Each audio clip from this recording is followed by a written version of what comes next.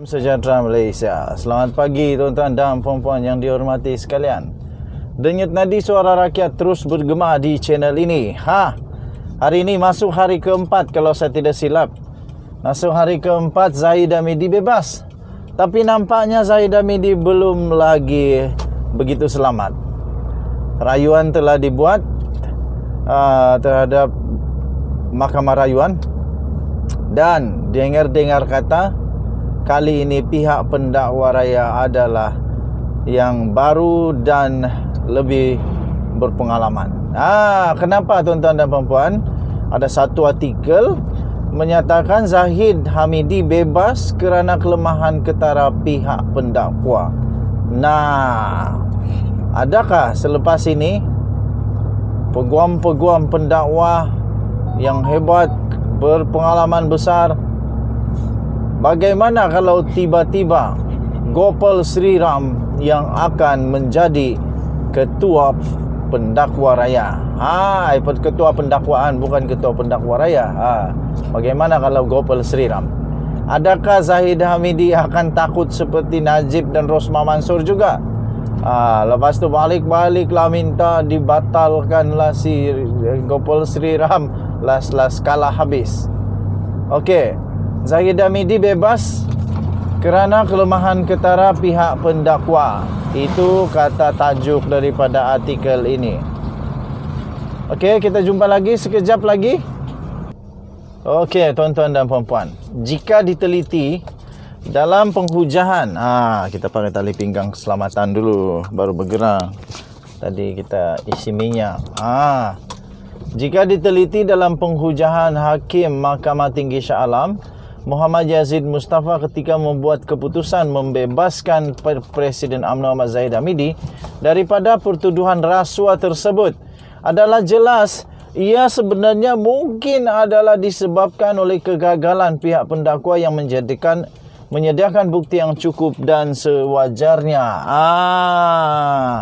Jadi itu mungkin adalah kegagalan, tapi belum tahu, mungkin bukan itu juga. Tapi bagaimana? Apa pula akan terjadi? Apa pendapat kamu? Bagaimana? Apa terjadi kalau tiba-tiba Gopal Sri Ram yang mengetuai pula? Dalam erti kata lain, ini adalah kelemahan di pihak pendakwaan. Lantaran itu, beliau memutuskan pihak pendakwa telah gagal mewujudkan prima facie terhadap Zahid Hamidi. Ditambah 3 saksi utama yang telah dikemukakan, iaitu bekas pengarah Ultra Kirana Sdn Bhd UKSB Harry Lee Wui Kyun, dan 2 orang lagi itu dianggap sebagai tidak berwibawa dan tidak boleh dipercayai.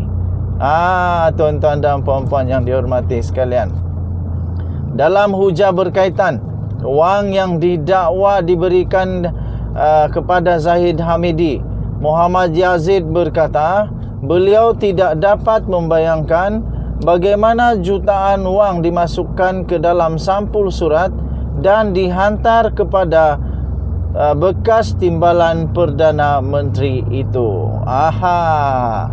Itulah salah satu dia.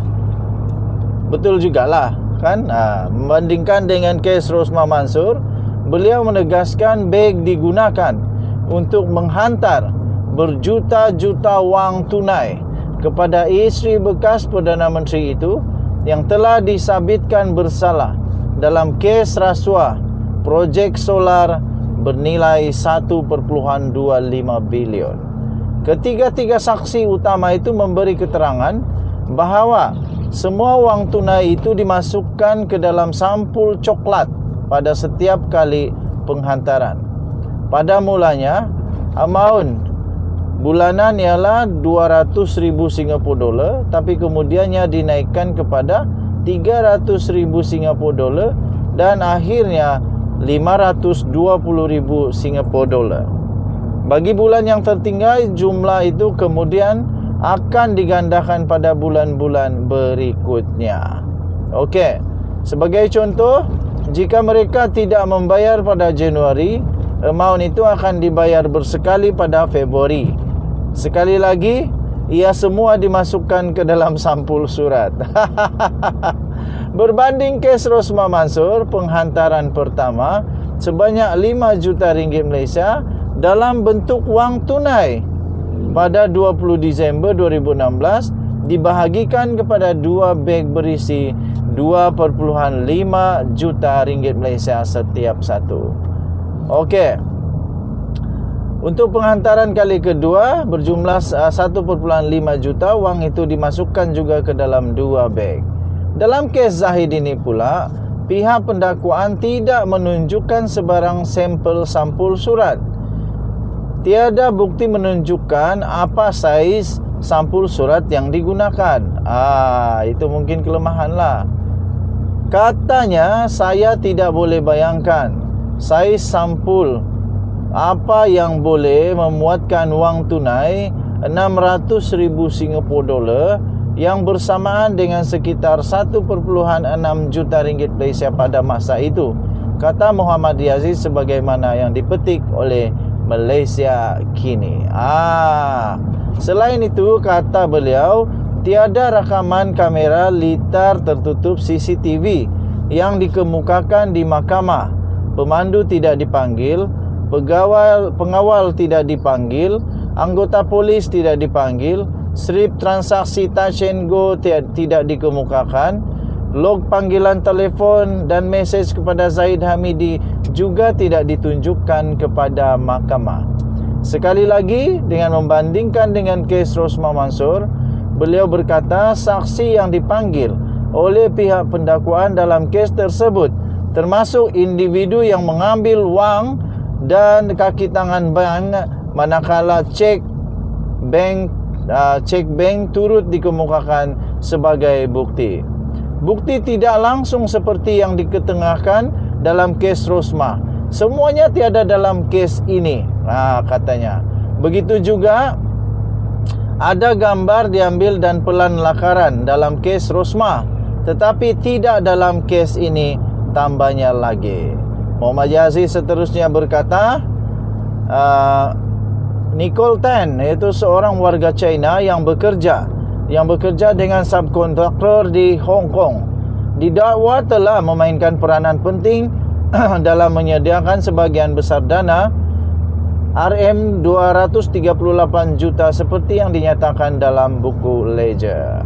Tetapi saksi yang terlibat atau mempunyai pengetahuan mengenai sumber dana itu, iaitu Nicole Tan dan 2 pengurus wang, telah disoal siasat dan keterangan mereka direkodkan namun tidak dipanggil sebagai saksi untuk menyokong kes pendakwaan.